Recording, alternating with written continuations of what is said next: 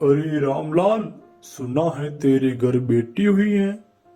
हाँ हाँ, मेरे घर लक्ष्मी आई हैं। पहले से ही तेरे घर में लड़की है और लड़की आ गई। इनको पाल पोस के बड़ा करना तुम्हारे लिए मुश्किल हो जाएगा रामलाल। रामलाल बोलता है, अरे भैयों, मैं और मेहनत करूँगा, सब ठीक हो जाएगा। अरे भाई रामलाल, तू पहले से गरीब है, तेरे पास खाने को कुछ है नहीं। कैसे इन लड़कियों की शादी करेगा और दहेज देगा।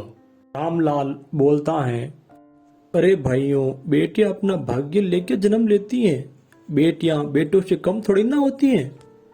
रामलाल की बात सुनकर गांव वाले वहां से चले जाते हैं। रामलाल अपनी बड़ी बेटी का नाम पुष्पा व छोटी बेटी का नाम आरती रखता है। समय के साथ दोनों बच्ची बड़ी होती हैं और स्कूल जाने लगती हैं। उसका घर स्कूल से काफी दूर होता है।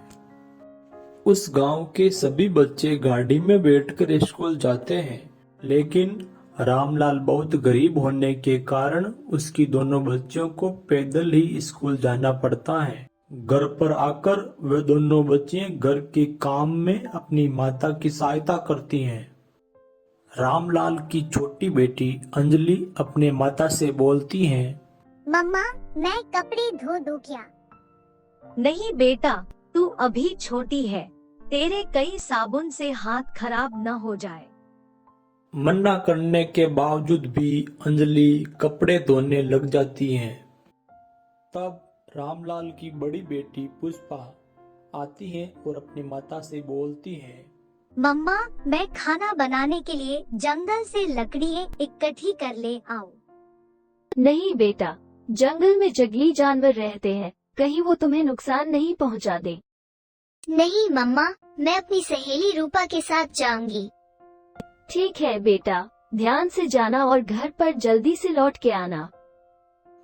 पुष्पा अपनी सहेली रूपा के पास जाती हैं और बोलती हैं, रूपा, अपन जंगल में लकड़ियाँ लाने चले क्या?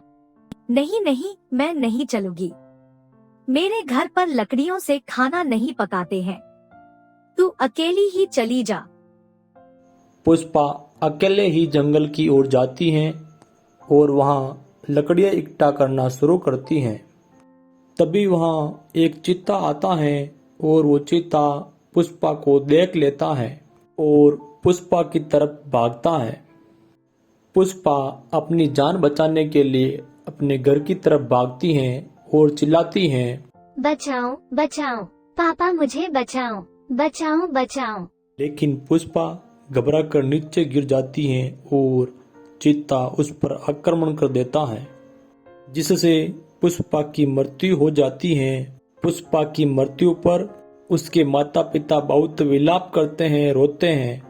अंजलि अपनी बहन पुष्पा को बहुत मिस करती हैं और अपने माता से बोलती हैं, मम्मा, पुष्पा जीजी कहाँ है?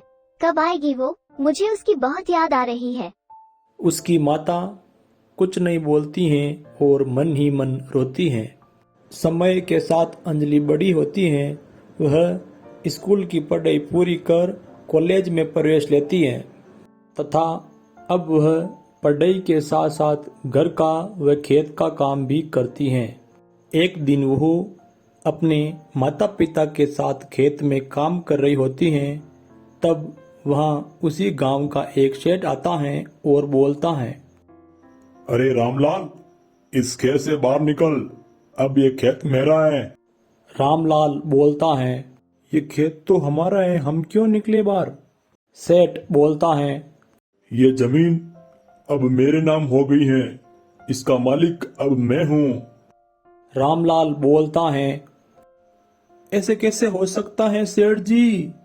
सेठ 3-4 गुंडों को बुलाता है और रामलाल व उसके परिवार वालों को उस खेत से बाहर निकाल देते हैं और उस जमीन पर अपना कब्जा कर लेता है।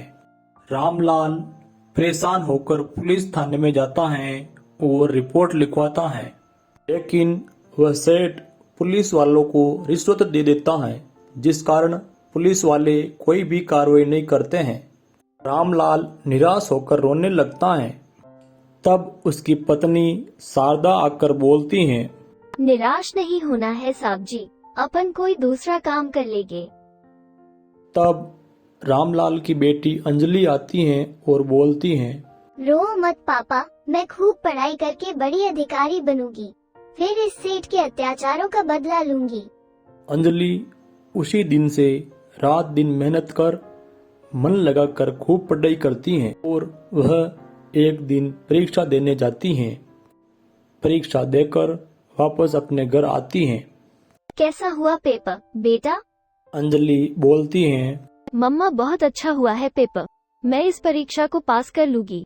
कुछ दिन बाद परीक्षा का परिणाम आता है और अंजलि एसपी बन जाती हैं।